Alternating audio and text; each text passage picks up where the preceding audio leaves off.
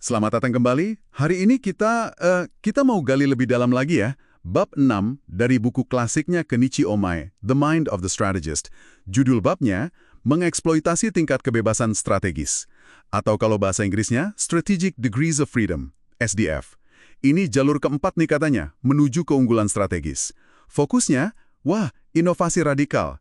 Tapi kan pertanyaannya selalu sama ya, gimana caranya kita nemuin jalur strategis yang unik ini tanpa buang-buang sumber daya buat ide yang nggak jelas gitu. Nah, bab ini katanya punya satu konsep kunci yang kuat. Yuk kita coba bedah bareng-bareng. Iya, betul. Konsep utamanya itu ya tadi, tingkat kebebasan strategis atau SDF.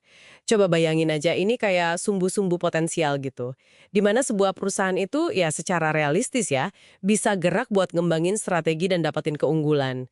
Ini bukan sekedar brainstorming liar ya, tapi ini metode buat fokus. Tujuannya jelas banget, hindari pemborosan waktu, energi, sama uang. Caranya, ya pusatkan sumber daya yang terbatas itu ke arah perbaikan yang paling menjanjikan, yang paling bisa bikin gebrakan gitu. SDF ini maksa kita keluar dari cara mikir yang cuma nambah-nambah dikit, dan hindari perang gesekan biaya atau fitur yang gitu-gitu aja. Menarik, menarik. Jadi fokus yang radikal ya. Tadi Anda sebut arah perbaikan yang paling menjanjikan. Nah, gimana kita tahu mana yang menjanjikan? Di buku ini kan dibahas soal fungsi tujuan atau objective function. Itu gimana hubungannya sama milih SDF? Oke, nah itu dia. Fungsi tujuan ini jantungnya, bisa dibilang. Ini soal kita bener-bener gali apa sih yang sebenarnya dimaui pelanggan. Nilai inti apa yang mereka cari. Atau kalau dari sisi perusahaan, variabel kinerja mana yang paling krusial buat kita maksimalkan. Contoh gampangnya, kopi lah. Kalau fungsi tujuan pelanggan itu rasa superior, variabelnya banyak banget. Bisa jenis bijinya, roastingnya, gilingannya sehalus apa, suhu air, cara nyeduhnya, macem-macem. Nah, paham fungsi tujuan inilah yang nanti ngarahin kita buat milih SDF yang relevan. Jadi, sumbu mana dari variabel tadi yang paling ngaruh ke tujuan itu, dan mana yang bisa kita kontrol atau kita ubah secara strategis. Gitu kira-kira. Oke, paham. Jadi fungsi tujuan itu kayak medan perangnya ya, terus SDF itu senjata atau manuver spesifik yang kita pilih di situ. Berarti ini bantu kita lihat lebih dari sekedar pilihan biasa ya, bukan cuma antara A atau B gitu. Persis, analisis SDF itu dorong kita buat cari K, Q, atau bahkan Z. Ruang-ruang potensial yang belum dimanfaatin pesaing buat bikin beda. Jadi bukan cuma milih opsi terbaik dari yang udah ada, tapi justru menciptakan opsi baru. Caranya, ya tantang asumsi-asumsi dasar yang selama ini mungkin udah diterima gitu aja di industri Anda. Di buku ini ada contoh bagus soal microwave ya. Gimana tujuan pengguna kayak masak enak atau siapnya cepat dan gampang, itu bisa dipetain ke tujuan produsen. Misalnya, perluas pasar atau naikin pangsa pasar. Nah, SDF jadi jembatannya buat bikin produk inovatif. Contohnya, daripada cuma perang soal watt listrik ya, perusahaan bisa fokus ke SDF lain, kayak gampang dibersihin, mungkin desain dalamnya anti lengket, atau ada bagian yang bisa dilepas gitu, atau bisa masak macam-macam sekaligus, pakai desain rak atau sensor pinter. Ini kan langsung jawab kebutuhan pengguna yang tadi ketahuan dari fungsi tujuannya. Iya, betul. Contoh lain yang juga menarik itu kamera. Buat ningkatin kualitas foto, ini kan fungsi tujuan pengguna ya, SDF-nya bisa macam-macam. Bisa di filmnya, atau sekarang sensor digitalnya. Bisa di sistem optiknya, lensanya, coatingnya, atau sistem mekanisnya, kayak shutter speed, flash, stabilisasi gambar. Nah, perusahaan kan nggak mungkin bisa unggul di semua lini barengan. Sumber dayanya terbatas. Jadi mereka harus pilih beberapa sumbu SDF yang kritis ini. Prosesnya ya melibatkan analisis biaya lawan manfaat perbaikan di tiap titik di sumbu SDF itu. Terus perkirain juga respon pesaing gimana. Baru deh rencanain urutan langkah strategis yang paling efektif. Ini kayak gabungan antara bertahan sama nyerang, tapi fokus banget di titik-titik yang paling vital. Yang paling saya suka dari pendekatan SDF ini, itu gimana dia maksa kita buat terus nanya, kenapa? Kenapa sih jam tangan harus selalu di pergelangan?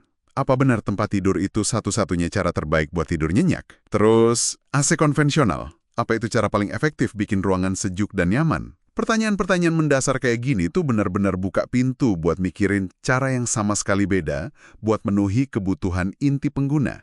Ini kayaknya inti inovasi sejati ya. Benar banget. Dan pertanyaan kenapa ini langsung nyambung ke cara pandang baru soal segmentasi pasar.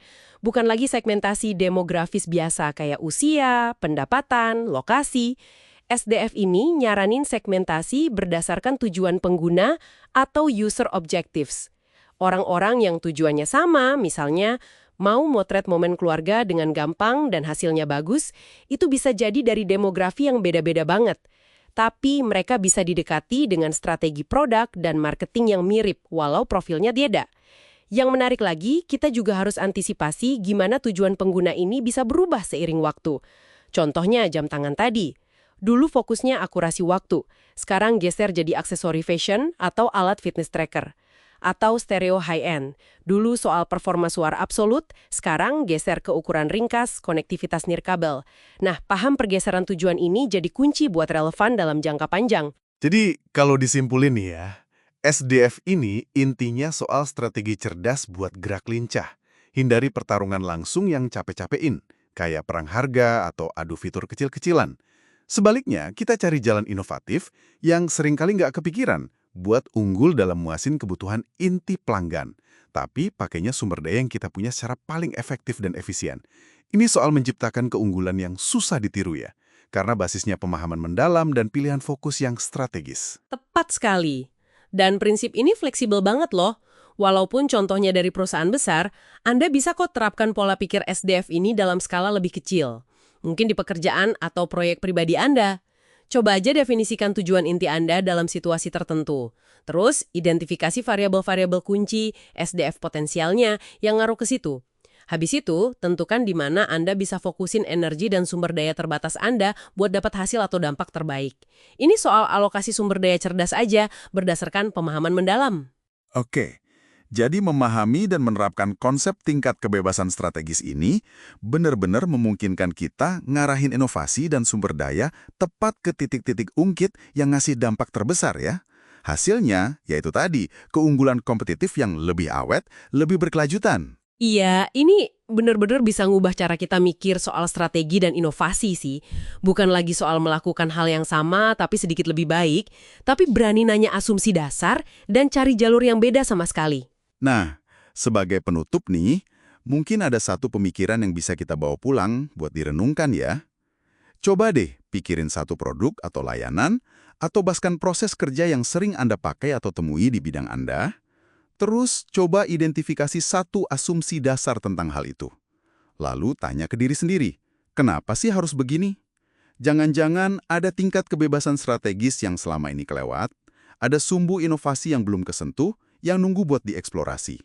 Oke deh, terima kasih banyak sudah menyimak pembahasan mendalam kita kali ini. Sampai jumpa lagi di kesempatan berikutnya.